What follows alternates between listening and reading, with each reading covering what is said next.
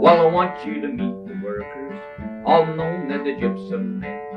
From all over the place they came to stay, from little towns around Flat Bay. Might a party in a group of 10, a rough bunch known as the Gypsum men. Well, out in the repair shop, there's two men working there. Well, one is Tom, the other George Cox, both of them lazier than an ox. They're the laziest guys that ever was sent to work in the quarry with the Gypsum men.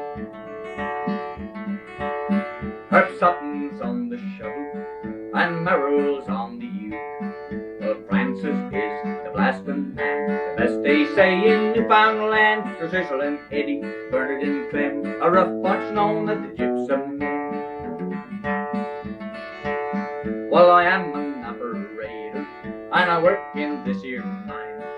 And off my job, I'm very fond, and I am known as Kevin John. I'm always singing while driving the 10, 'cause I am one of the Gypsum men. Now if ever you go working in the Gypsum quarry here, well, you try like hell to take a spell, and then something fun you will tell, and you find him out, you know right then, you won't be long with the Gypsum men.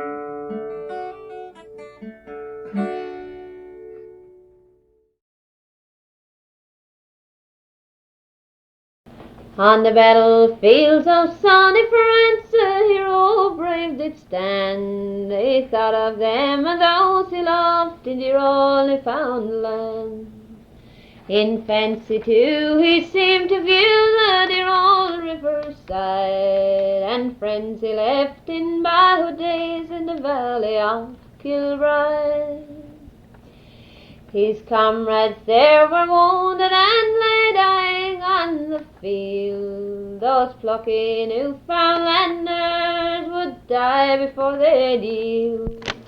They reached the front line trenches of the enemy that day, while on the left and on the right machine guns were at play.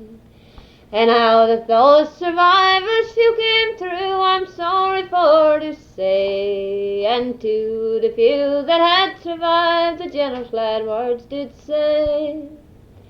And to the few that had survived, did extend his hand. He said, my boys, I'm proud of you and dear old Newfoundland. One comrade there was wounded and he beckoned to draw near. He said, dear Jack, I want for you my parting words to hear. He said, dear Jack, I want for you my parting words to tell to mother dear and brother and likewise sister Nell. Tell mother not to weep for me, but pray for me each day, and whisper words of comfort to her far away. Whisper words of comfort, Jack, and take her by the hand, and tell her in the July drive how bravely we did stand. And tell her in the July drive how a bullet pierced my side, and my face then evermore will see in the valley of Kilbride. There's another yet that waits for me and thinks that I'll come home, but tell her that through Bowring Park we nevermore will roam. Her face I nevermore will see, for soon we have to part, but still her memory lingers within my bleeding heart. Here's a photo that she sent to me, it lies close by my side. You can scarce but recognize it now, for with my blood it's dyed. You can scarce but recognize it now, but surely she will know. It's the photo that she sent me not many months ago. His voice grew weak, he scarce could speak, he feebly clasped Jack's hand. He said, please take these tidings back to dear old Newfoundland. His comrades tried to cheer him up, his span of life was run, and some mother back in Newfoundland was weeping for her son. What fair lass will think of him when she is all alone? His grave lies now in sunny France, far from his native home.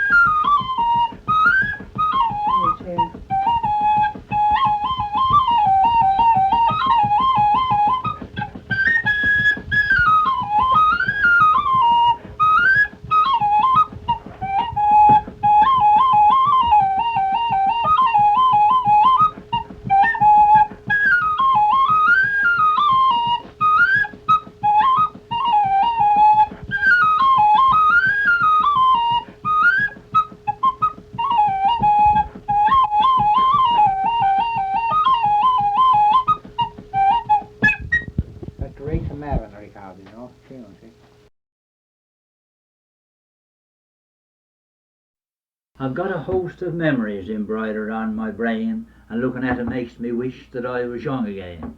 The old red schoolhouse down the lane to which I used to go, how delighted I felt when my moustache began to grow. The big protracting meetings, the spelling schools and all, the highfalutin time we had when husking in the fall. But one especial memory I never can forget, when I acted Romeo and Jane played Juliet. A bunch of real play actors came to Torskov in a hack, and finding neither tavern talked of hoofing it right back. But pal out if he'd come to our house he might make out to feed him decent and to keep him overnight. They fixed the schoolhouse mighty nice with striped calico, and everybody allows it going to be a master show. And just for helping them tote their baggies down the lane, I got 2 permission tickets, one for me and one for Jane. To Romeo and Juliet they acted, and I swear some of their strange predicaments that raised a body's hair. And Jane and me just sat there saying mercy and good land, and every time we'd hug and kiss we squeezed each other's hands. We hugged and squeezed and cuddled up and wiped each other's tears, and wished to gosh to play at last for half a dozen years. So Jane to me next Sunday night, suppose we try to act. A pleasing proposition I immediately begged. 'Twill be uncommon nice, I said, but I don't hardly guess to be just halfway natural without the proper dress. But Jane, she always had a way of putting things to rights. She get her pa's best cotton drawers for me to wear for tights. And she the calico Christmas gift she got from brother John, looks just as pretty as the dress that Juliet had on. So into a bedroom I went, and Jane went into hers, the sleeping old folks unaware of what was in a corn. And into them knit drawers I slid as easy as you please, about a mile too big for me and baggy at the knees. I tied a scarf around my waist to represent a sash, and I put a kerchief on my head that cost $1 cash. And peering into the looking glass, the figure that I see looks just about half like Romeo and the other half like me. I stole up to the living room, and there stood Jane as white as any ghost that ever walked the graveyard after night. Her calico dress was mighty nice, without a spot or speck, all fringed around the downstairs parts and embroidered round the neck. Oh Romeo, she sort of squawked, her eyes turned wrong side out. My all-consuming love, yeah, how can you ever doubt? I've never doubt, I said, and I put one arm her waist around, with the other hand is trying to keep them darn drawers from falling down.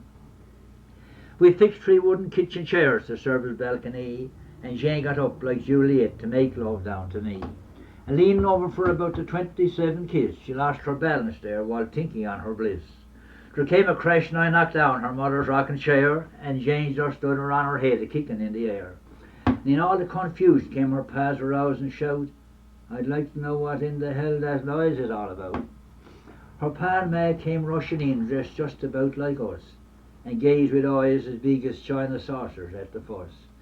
Jane darted for the window in an effort to retreat, and I scooted for the other room, them drawers around my feet. Next day the old man came to me with thunder on his brow, and he grabbed me underneath the chin, and he said he guessed as how I better get a licence to square the thing up right. And me and Jane was married the coming Sunday night.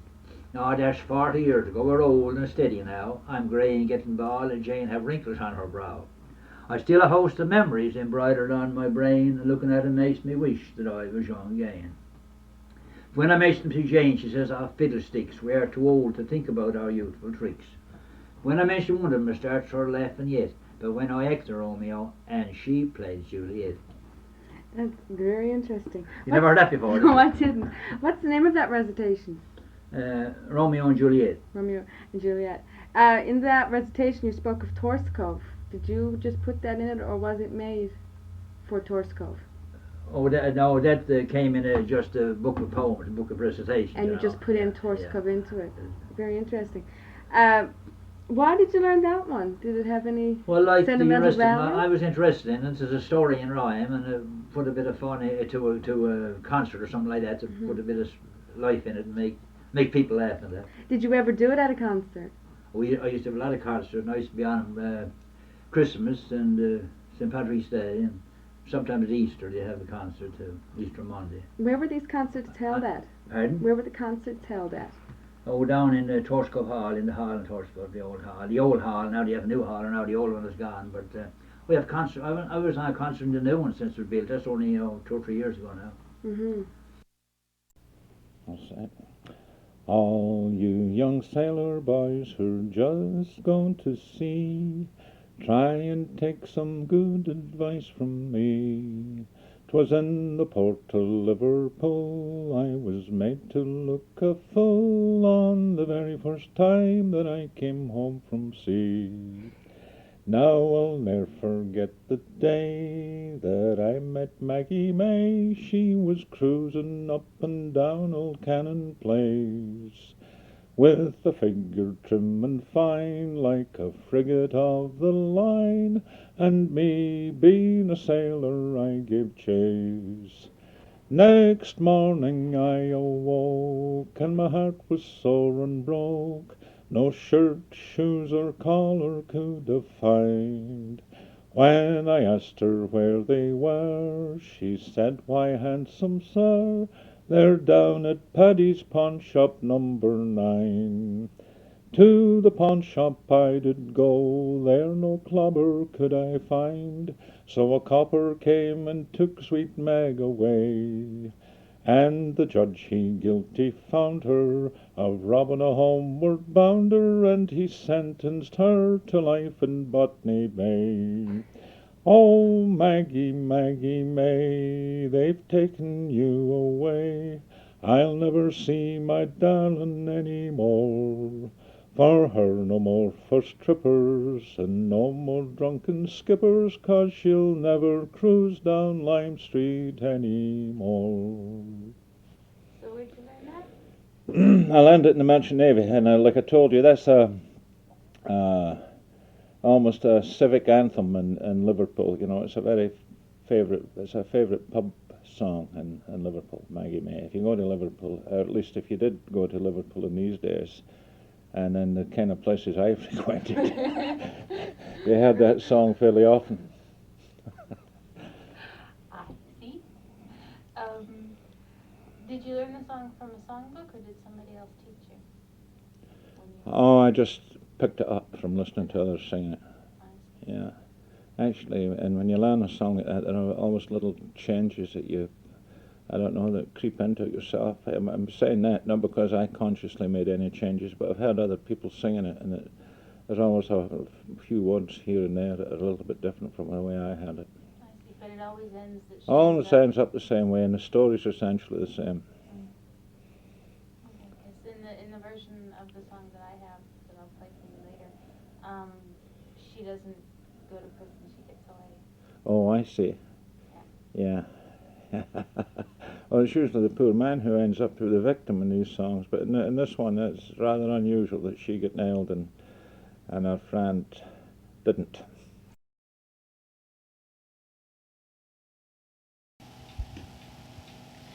One evening in last summer, as I lay down to sleep, I saw a lad about 6 years old at his mother's knee did weep, saying, "Why don't father's ship come in, and why don't he come home, while other ships are sailing in, spreading the ocean foam?"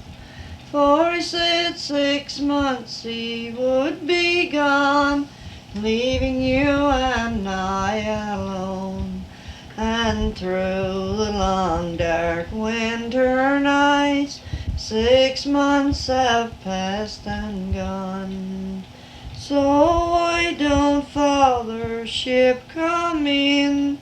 Oh, mother, come tell me why. And why don't father's ship come in?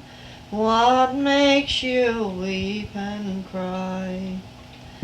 By your father's land, by Gisor, you'll never see him no more, for he and his tall gallant ship will never reach the shore. For the ship and all of her cargo went down in the ocean deep, and the seas are rolling mountains high o'er the graves where they do sleep. If this be so, dear mother, he cried, from the grave they cannot come, and you and I are left alone for to lament and mourn. How well can I remember when he nursed me on his knee, and brought to me some buds and flowers from off the Indian tree. My boy, you're the pride of all my heart, as she pressed him to her breast, and closed her eyes to the yonder skies, where the weary ones find rest. This was Charlie Dicker, a real old man here. He had a wonderful team of dogs, you know. He used to be always talking about them. This time he was went to Lancelblanc and got his provisions, what he had, and he come down over that hill, he shoved on his drug, and the drug caught on a rock and cut the chain, see, and there he goes, and his head dog didn't keep out like the rest, but all the rest kept the trace tight. And this feller, he passed close to wires and he couldn't turn his comtic quick enough. And the nose of the comtic took the dog, and on the tail was splitting in two, right abroad. He stopped the dogs and went out and looked at it, and he said he was alive. Took him up and stuck him together and sorry out height and weight you all, but he had 2 legs up and 2 down. When he gets tired, he said, go so far on 2 legs, he'd turn over on the other and go on again. And that's how it.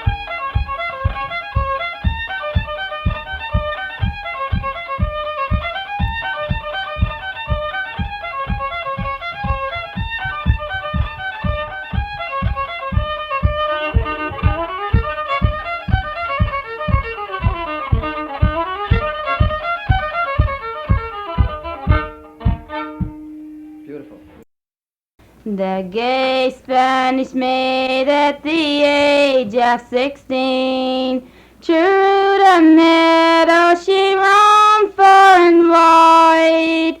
Beneath the green tree she sat down for to rest, with her gay gallant youth by her side.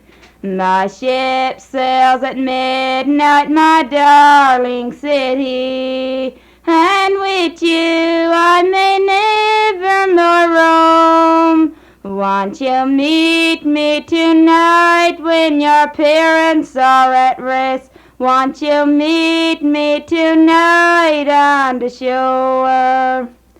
That night when her parents retired to rest, Harriet stole out the hall door. With her head in her hand she ran down the briny strand, and she sat on a rock by the shore. The moon which has risen shined over the deep, the water and sky seems to meet, but the only sad sound was the murmuring waves as they broke on the rocks by her feet. Her white hand she pressed to her wild beating heart, and I told her after years I might stay. God bless you, my dear, and your parents at home, when from you I am far, far away.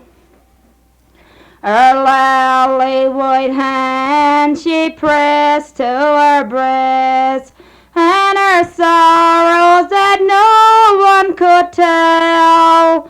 I had kissed her again as she stood on the beach, and I bid her affection farewell. That night on the billows we were tossed to and fro, every man his own life tried to save. I jumped on a plank, I escaped from the wreck, while the rest made a watery grave.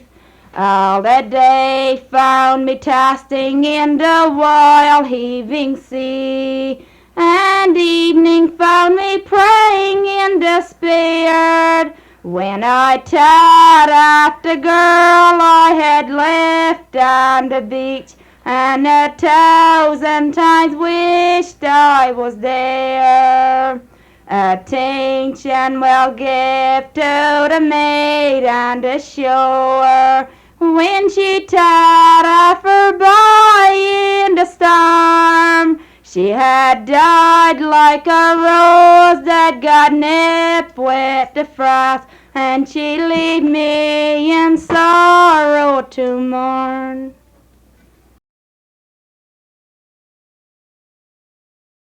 Oh, but it's years since I used to sing a little when I was around You used to sing a when I was around 60 or something like that. When would you sing a song like that? Eh? When would you sing a song like that? Oh, at the milling. At the That's a milling. milling song. That's another Oran boy. Yes, yes. But this is And there's another Yes. name. Now, when the cloth would be all fixed up, then they'd get a piece of board about 6 inches wide and probably 4 feet long, and they would roll it up. No, I don't know what they call it in English, you know. What we used to call it when the cloth was rolled up, you know, ready for a kahurung-kahurung. Kahurung-kahurung. The cloth, you see, well... When you're rolling it. Yes.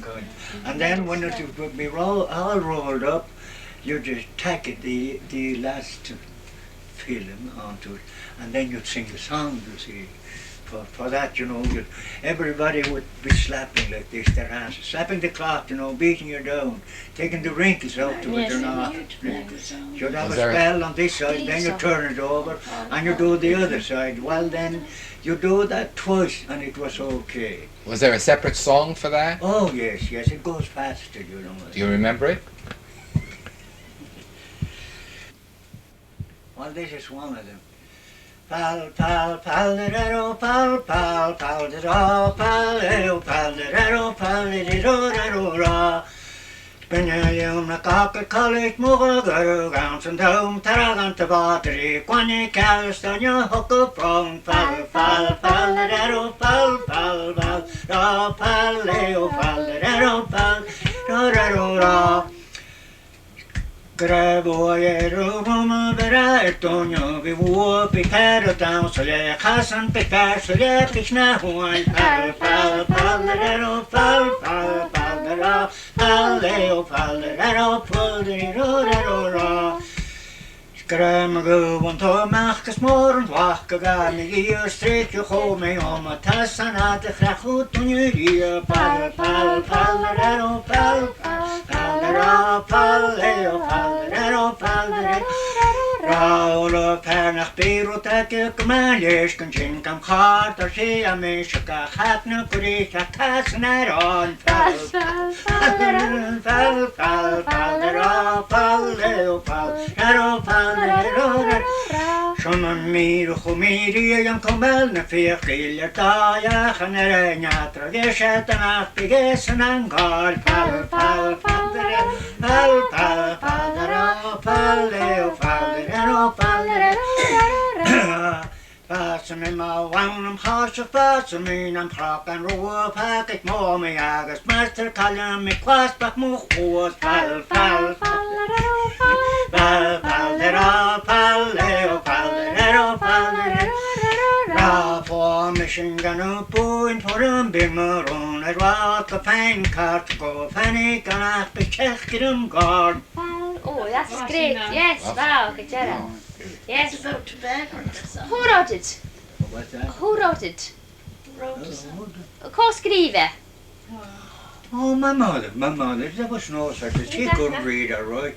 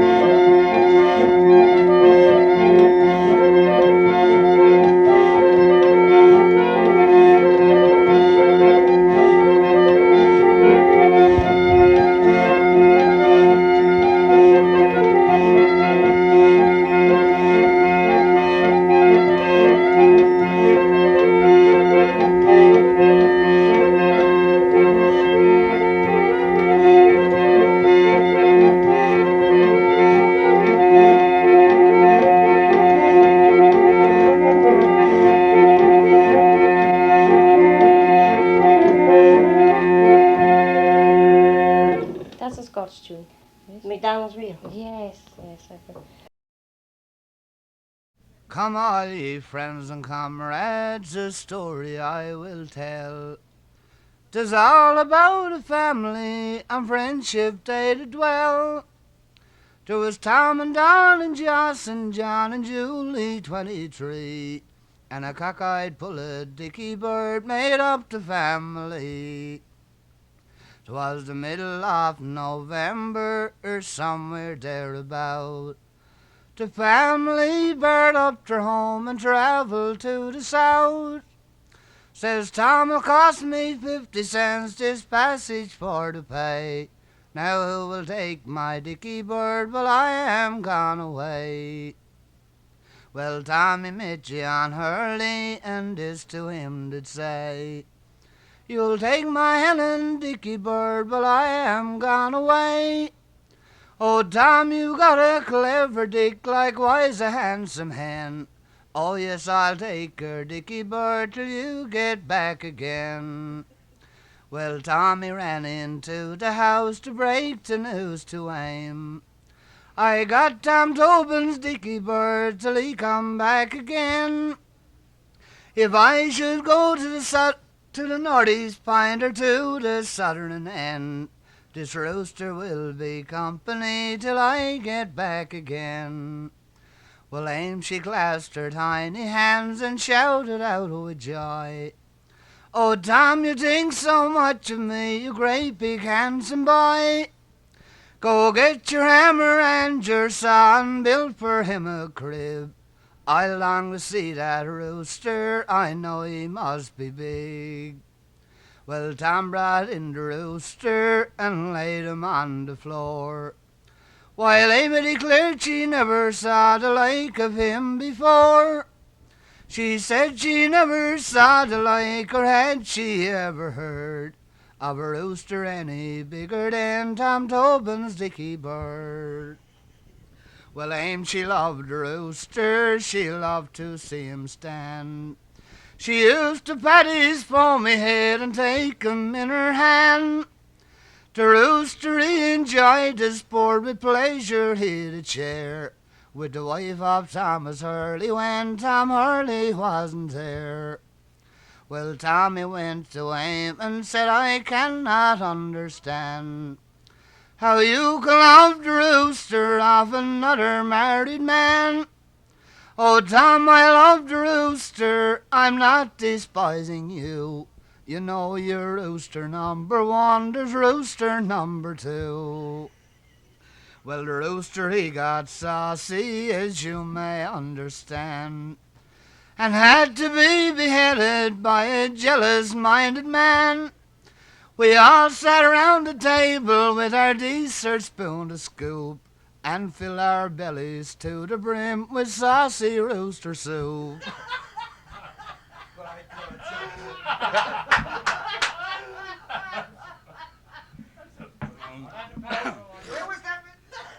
Well, it was Conch, up in Conch, yeah, on the northern peninsula. One time there was an old man and an old woman by the name of Mr. and Mrs. Melbourne. Well, I suppose like lots of other people, they got kind of tired of each other. And the old woman kind of fell in love with the minister. The minister fell in love with her or something. So the minister told her the only thing he could do is act like she was sick. And then he sent Dickie away for some medicine. So that's what he did. So Dickie went for the medicine and met a fellow lying down the way there, and he says, "Where you going, Dickie?" He said, "I'm going to get some medicine for my wife. She's very sick." He said, "Who said she was sick?" He said, "The minister." Go on by. He says, "That's a lie. She's not sick. It's just a joke getting off on you." So Dickie got in the hop sack and he went back. And when they got back to the little shore enough, the time was right on. They was having a big feed. The minister was there. And Lanton the waiter knocked on the door, and she says, "Come in, sir." And he come in. He says, "Just in time. I have a big feed now." I'm sitting down there, and after they were finished, he said everybody had to sing a song. Well, the first one had to sing a song was the wife. And this is what she sang. "Oh, little Dickie Melbourne to London, he's gone to buy me a bottle of the Absolute. And I hope in my heart he will never return, and it's I for a bottle of ale, more ale. Landladies, fill up more ale." Damn fine song, said Lanton the Waggler. Yes, said the parson, a damn fine song. Next one I had to sing a song with the minister. He says, "Oh, little Dickie Melbourne, but little you think I'm eating your eat and I'm drinking your drink.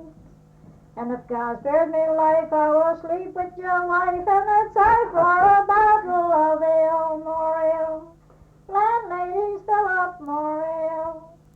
Damn fine song, said Lanton the Waggler. Yes, said the parson, a damn fine song. Next one I had to sing a song was Lanton the Waggler. This is what he sang.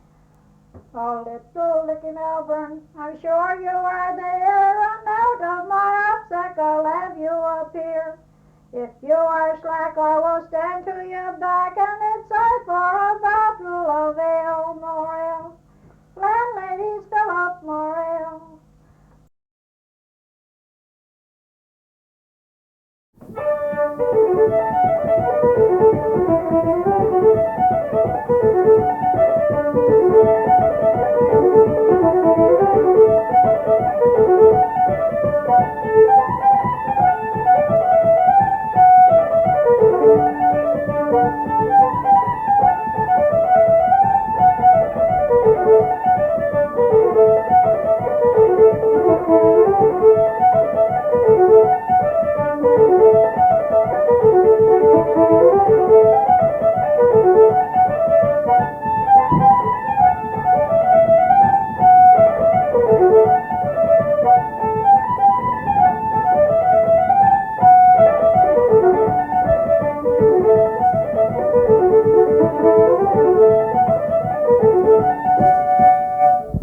called Haste to the Wedding. What sort of a dance would you play that one for? Or a square dance, sir. Or hate, we say, what we used to call these. Any either one of them dances, I'll took those tunes. You can dance those dances, but any of those tunes. And the cotillion? The cotillion, yes, sir. Would also go to the same. It goes with the same tune, yes, sir. But now, we say we're down Mr. and them plays. I see they play the fast dance for a square dance. The fast tune for a square dance. Well, that wasn't the way you did it in the old days. No, sir. No, not the way we don't know it. All my time, we say we used to always play those slower tunes, see? There's a fishing spot called Jope's Cove Rock, and it lies in Conception Bay. Men fished its shoals, God rest their souls, some has long since passed away. Yet memory lingers ever on, as stars they once shone bright. Men who fished on Jope's Cove Rock, where the big ones always bite. There was Uncle Bob, who feared no fog or any northern squall, Uncle Tim, who would always grin at the big ones on his trawl, and John and Bill from the Wattle Hill, who worked late into night, and Skipper Sam, who could row to land with the waters feather weight. So come along, and I'll spin a yarn of three fishermen brave and bold. Our names were Frank and Bob and Ned, and we fished on that lower shoal. At the dawn of day we'd get under way, to Jope's Cove Rock we'd go. We'd hunt around on that fishing ground till the evening sun sank low. Then with one last haul we'd bait our trawl, and soon be under way, and head for shore on our homes once more, to wait for another day. But I'm off the track, so let's get back to where I had begun, and I'll spin the yarn of that foggy morn. 'Twas the year of '61. We left the boat, 'twas black as night with fog, but we did not mind. Ned took his course as he oft times did, and I followed close behind. Calm was the sea, calm as could be, as we shot towards our goal, Jope's Cove Rock, that fishing spot, and our trawls on the lower shoal. As our time ran out, we looked about to find a fishing ground, but not a boy did meet our eyes. We circled all around, naught but the sound of an old seagull that had circled overhead, and seemed to say as he flew away, "That's Frank and Bob and Ned." As we circled round, we heard a sound we could not understand, like the thunderous roar of waves on shore, and it seemed we were near the land. And all of a sudden there came a sight I'll never in life forget, as a school of whales with slashing tails, they're still in my memory yet. Then Ned turns to me, and Frank says he, "We're doomed this time, I guess. I think we're down below the ground, so we'll head her up southwest. But there's one request I'd like to make," and his voice seemed low and weak. "That's when you're about, if you're about when I pass out, just dump me in the deep." Well, he seemed so low, I couldn't say no, so I said, "I will agree, but if you survive and I'm not alive, just do the same for me." Full speed ahead, I followed Ned. This time 'twas do or die, as through a gap in that wolf-like pack of whales we hurried by. Then we heard a shout, and we looked about, and our hearts were filled with glee, as Arthur loomed through a bank of fog like a monster of the sea. He had took his course from Burr's Rock, straight as the seagull flies. When his time ran out, he looked about, but he saw no Bulto boys. So back again for his course from land, this time 'twas straight and true, and when the fog did lift, he saw Frank and Ned, and Bob down off Bacaloo. So he gave a shout that rang miles about, and he frightened the whales away. Then we knew we were saved from a watery grave in the depths of Conception Bay. So the sculpins may roll round the lower shoal, foxy tomcods they may swim, but I'll not be caught near Jope's Cove Rock when the fog starts rolling in. I'll stay in the drove, I'll sleep and smoke until the weather clears, but that trip you bet I'll not forget if I live for 100 years. That's Jope's Cove Rock. Upon that fatal morning left one so young and gay to seek some fruits of labor upon St. Patrick Day. He left his home that morning in vigorous youth and bloom, but little did he ever think he was slipping to his doom. He left his home that morning to join his comrade friend, without a thought or warning of how the day would end. As time seemed weary walking, one's courage seemed to lack. Came the time of their departing, and he was turning back. As the daylight of the evening was setting in the west, when weary, worn-out travelers returned to home for rest, his loved one still was watching, waiting for his return, when anxious fears which caused the tears upon her cheeks to burn. As the search went out that evening, dear hearts beat strong and fast. Upon the snow his tracks were marked until they reached the last. They called aloud, but no resound, their echoes answered back. But dear, unreached beneath them, he lay silent in the crack. As they approached him nearer, dear hearts were strong and brave, and dear they saw his snow-white form down in that watery grave.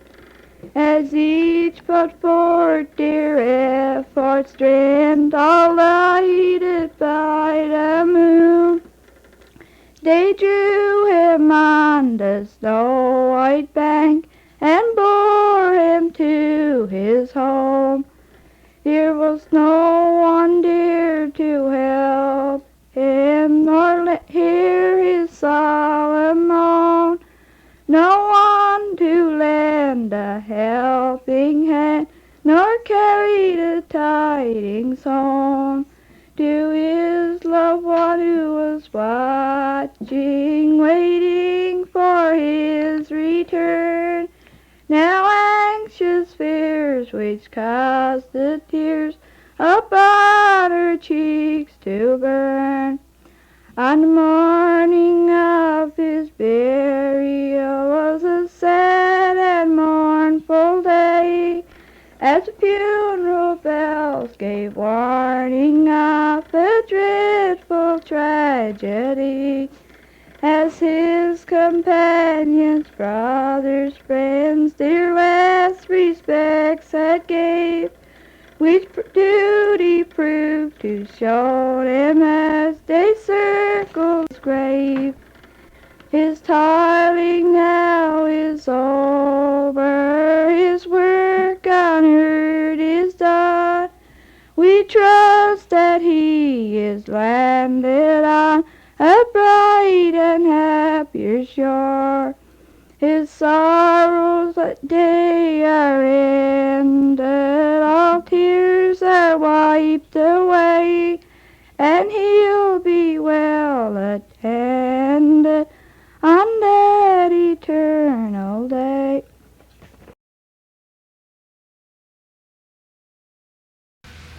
There is a girl in the West Country.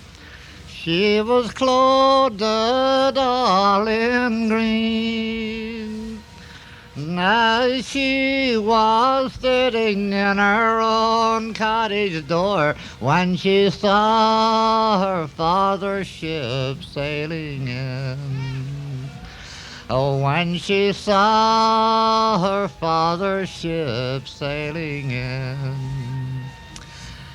No, daughter, daughter, her father said, why do you look so pale? Or what is the trouble with you, my dear? My Willie is so long at sea. My Willie is so long at sea. Is he commander on board that ship, or a man of high degree? Nor is he one of the 7 sailor boys that plows on the raging sea, that plows on the raging sea. No, he's not commander on board that ship, nor a man of a high degree, but he is one of the 7 sailor boys that plows on the raging sea, that plows on the raging sea. No, daughter, daughter, her father said, if it's true what you're telling to me, on tomorrow morning at 7 o'clock, why it's hung your Willie shall be. And why it's hung your Willie shall be. No, father, father, the daughter said, if it's true what you're saying to me, for if you go and murder my true love, you will get no good of me. You will get no good of me.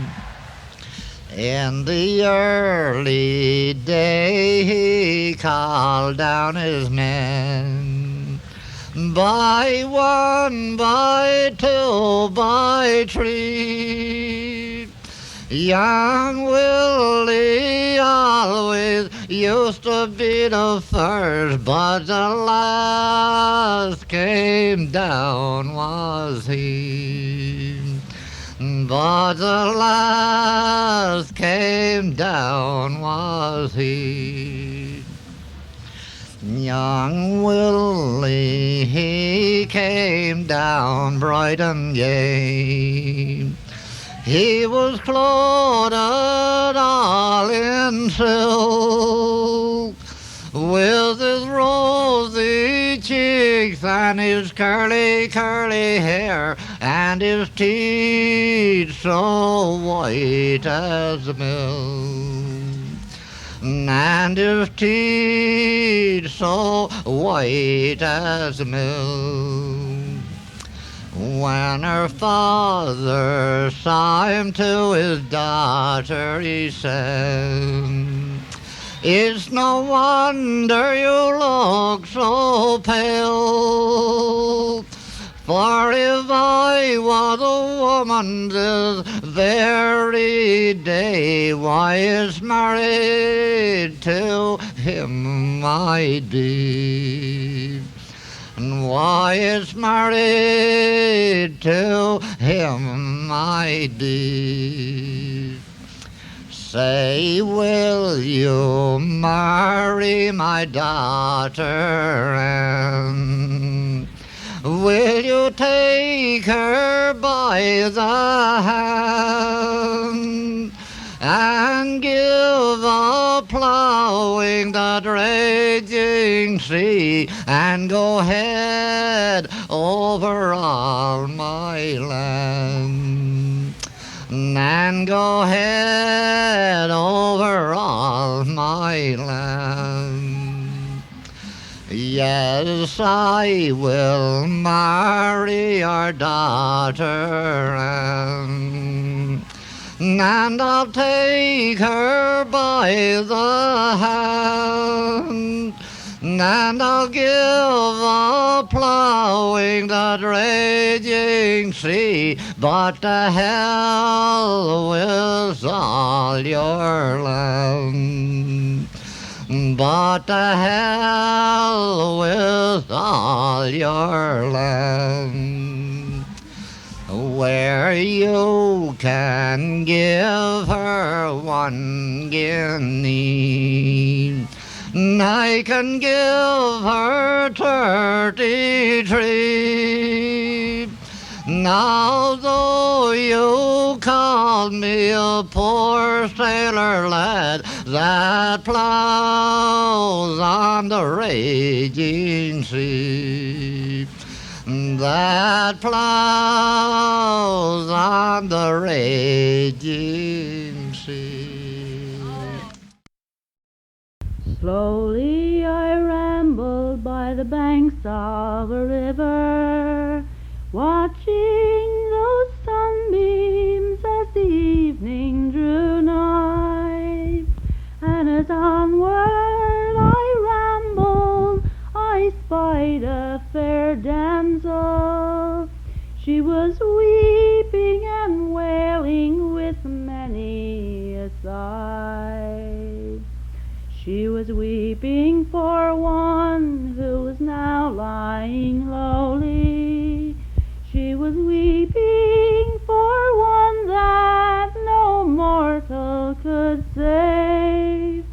The dark rolling waters rolls carelessly o'er him, and yonder it flows over young Jimmy's grave. Oh, darling, she cries, won't you come to my arms? Won't you come to my arms, love, from your cold, silent grave? You promised you'd meet me this evening, dear Jimmy, for to wander along by the side of the stream. Then slowly there rose from the depths of the water a vision of sorrow as bright as the sun, and his robes were all crimson in the bright light around him, and to speak of his true love he then did begin, saying, why did you call me from the drifts of the water back to this dark world now? Not long can I stay to embrace you once more in my cold loving arms, to guard and protect you from a cold silent grave. Hard was the struggle I had in dark waters, when those waters closed round me upon every side. But thinking on you, dear, I encountered it bravely, hoping that someday you would would be my bride. She drew herself down on her knees there before him, sighing and sobbing, her bosom did heave, saying, "Take me, oh take me, long with you, dear Jimmy, for to die by your side in your cold silent grave." "Darling," he said, "you have asked me a favor that no mortal man on this earth can decree, for death is a dagger that we must all pass under, and wide is that gulf flows between you and me. Now one more embrace, love, and then I must leave you. One loving kiss, dear, and then we must part. Cold was the arms that circled all about her, and cold was the bosom she pressed to her heart. Then throwing herself down on her knees by the river, sighing and sobbing, her bosom did heave, saying, "My dearest Jimmy, my own Jimmy Whalen, I'll cry till I die by the side of your grave." She died there alone by the banks of the river, to be with her dear Jimmy, who she loved so well, to meet him in heaven, her own Jimmy Whalen, in that land of bright glory, with him for to dwell.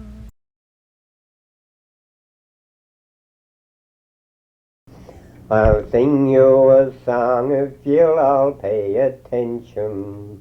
I hope you'll excuse me for making mistakes. It's only a few words I'm going to tell you of the year I was sobbing up on the Twin Lakes. As I was sitting in my cozy corner, thinking I'll off a few dollars to make, my wife said to me, "Why can't you try sobbing? They're making good money up on the Twin Lakes." I said to my wife, "I don't know what about it. I don't want the A&D company to break. I'm afraid they won't find enough money to pay me if I have a month sobbing up on the Twin Lakes." I said to my wife, "I think I'll go try it." I then started in preparations to make. I got home some firewood, I packed my old kit bag, and started right off for the shores of Twin Lakes. When I arrived, it was on Sunday evening, 'bout 4:30 if I make no mistake. The bunks were all filled up, I slept on the table, the first night I slept on the shores of Twin Lakes, where men in their sleep they were piling up timber, and others were shouting, "Pass down the short cake," and lots of old gossip I cannot remember, those men they were using up on the Twin Lakes. Come all you young men who are seeking employment, take a poor sober's warning, don't make no mistake. Get aboard of the express, go over the topsails, bid adieu to the sobbing up on the Twin Lakes. Come all you young peddlers who waits round the counter, waiting the poor sobber's wages to take. And when you're set down to your fresh pork and cabbage, think on the poor sobber sobs on the twin legs. Come all you young girls who are seeking a husband, take a poor sobber's warning, don't make no mistake. If you want a good home and plenty of money, keep clear of the sobber subs on the twin legs. Who made that one up? No, I don't know. I couldn't say who made that one up because I never worked on twin legs. Where's that to exactly? In Badger. Oh, I see. Oh, yeah. Just above Badger. I've seen the twin legs passed along by going to across the island, driving across. Going up to where Hall's Bay it is.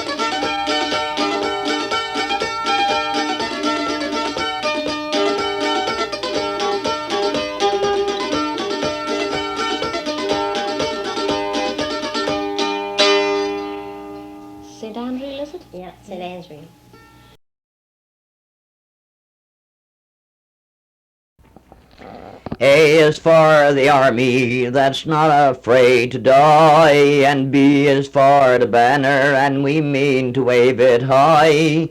C is for Christ who saved our souls from hell. D is for the devil, the lad you all know well.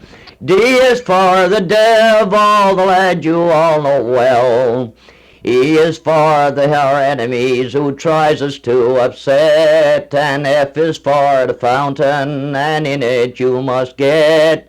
G is for the gospel that's preached so very plain. H stands for heaven, come jump on board the train. H stands for heaven, come jump on board the train. I is for ignorance in every town you see, and J is for Jesus who died to set us free. K is for the kingdom that's promised unto thee.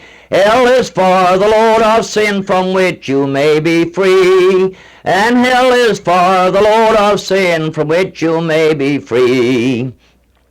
M is for the mist that stands before our eyes, and N is for the number was taken by surprise. O shows eternity because it has no end. P is for the promises we mean them to extend. P is for the promises we mean them to extend. Q is for the queer folks who says there are no hell, and R is for the right folks who know their souls are well.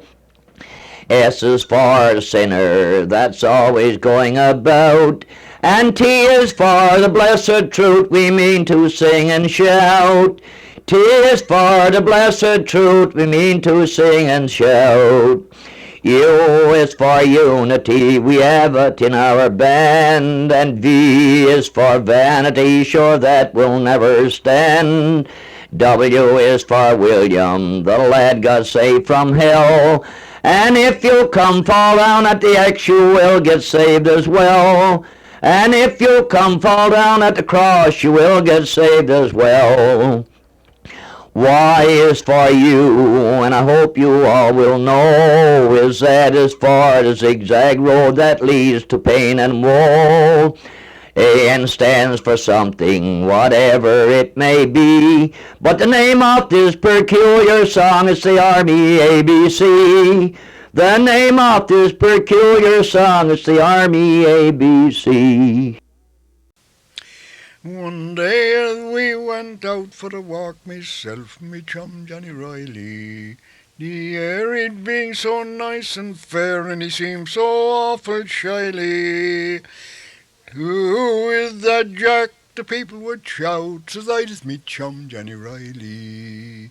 Riley and I were chums, and we always shared black eyes and sugar plum, the devil here we cared. When there was anything nice about, you could take my word, for when I was done I handed it on to Riley. One day I picked up a watch and chain, went out with me chum Johnny Riley. Riley, he done looked for a share. He was not a bit too shyly. Soon I saw by the glimmering glass, the watch was gold and the chain was brass, and the chain went on to Riley. Riley and I were chums, and we always shared black eyes and sugar plum, the devil here we cared. When there was anything nice about, you could take my word, for when I was done I handed it on to Riley. Last Saturday night I took a wife, and the best man there was Riley. I thought she'd be the joy of my life, she seemed so awful shyly. And I found it was no fun, one day she chased me with a gun. I said, dear madam, with you I'm done, and I handed her on to Riley. Riley and I were chums, and we always shared black eyes and sugar plum, the devil here we cared. When there was anything nice about, you could take my word, for when I was done I handed it on to Riley.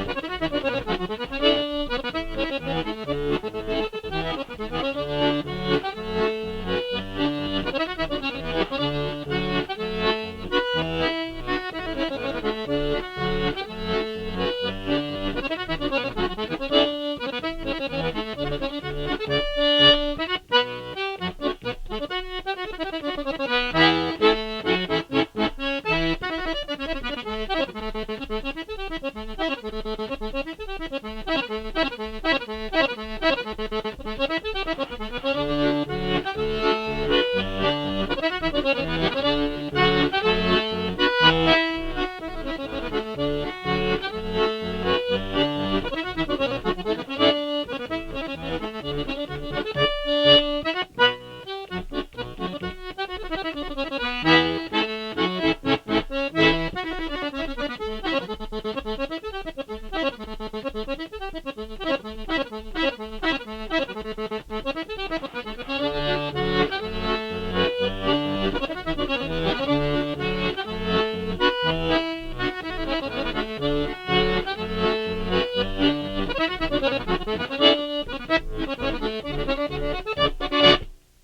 really and truly a true sound, the bird racks.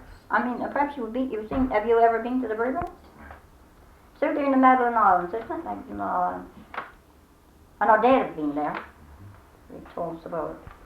The song is one of the Shannon mine. You hear now when she's singing? It was winter down the icy gulf, the Gulf St. Lawrence wide, where stands a lighthouse on the rock, the sailor's friend and guide. The keeper had his wife and son, the helper to Eddie. These four alone lived on that rock, surrounded by the sea. One day those three brave men went out as they were wont to do, on rugged sheets of frozen ice to capture seals a few. But as they lingered o'er the soil, at length they failed to see the wind that veered from south to east and drove the ice to sea. The sheets of ice on which they stood were drifted all unseen, and now they could not gain that rock, for water flowed between. They wove their arms in wild despair and did for rescue pray, but not a soul was near to help that freezing winter's day. Alone within the lighthouse tower the keeper's wife did see her loved ones carried to their doom toward the open sea. 4 months she lived on that lone rock, grief-stricken yet so brave, for nightly gleamed her beacon light across the gloomy wave. At length the welcome spring appeared, a steamship came around, and when the skipper climbed the rock, but one brave soul he found. She told her tale in plaintive tones, the skipper's eyes grew dim. He turned his eyes toward the sea, his heart was touched within. What did you do at last, he said, when all was snatched from you? I kept the light still burning, sir, 'twas all that I could do. Oh, may we, like this faithful soul in sorrow's darkest night, still do our duty for our God and show the world our light. Then let us keep our lights aglow till all life's storms is o'er, and then we'll shine as God's fair jewels on Eden's peaceful shore.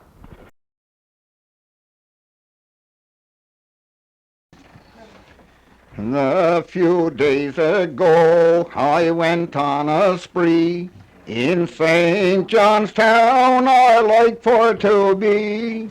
I heard people talking, and just for real luck I got down to town, 'twas just before dark. Few coins in my pocket, likewise a few dubs. Says I to myself, I'm right on the job. When someone called Charles, and turning around, the prettiest girl in the town there I found. I said, good evening, sir, and she said, good evening, miss. I asked her, did she drink? She said, yes, I drink champagne. She was a clergyman's daughter, sure that was no doubt. The means of this fair one I could not find out. She told me she loved me, it seemed rather strange. I called for the champagne, she wiped up the change. We huddled and cuddled like two turtle doves. She asked me to buy her a pair of kid gloves. I bought her the gloves, quite smoothie I got. Says I to myself, I'm right on the spot. Says I to myself, my gold watch I'll pawn. To my surprise I found it was gone. My gold watch and scarf pin which near knocked me down. She'd been on to me, that fair one from town. I went down the street and I met my friend Ben. He said, "Hello, Charlie, you look bad." "Why hadn't I, when I was nearly had?" "Who had you?" "That St. John's girl, that St. John's girl. I thought she was sweeter than honey. She had jewels and pearls, her hair hung in curls. 'Twas on her I spent all my money. That dear little miss, she gave me a kiss, which set my poor heart in a whirl. I'll never forget the first time I met that dear little St. John's girl.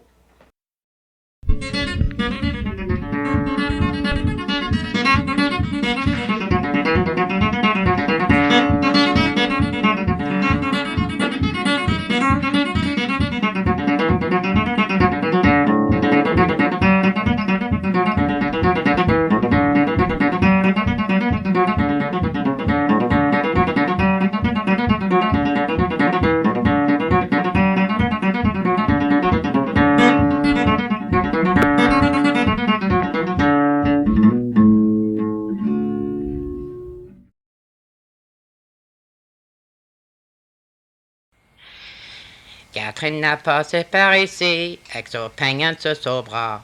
I asked her for some apples, elle m'a dit qu'elle n'avait pas. I went upstairs, the old man n'était pas là. I come down in the kitchen, the old man était là. I asked him for some money, il m'a dit qu'il n'avait pas. Il m'a squeezed so hard, il m'a cassé un bras. C'est pas 600 pièces que ton bras t'écoutera. The hell I cares for la fille d'un avocat.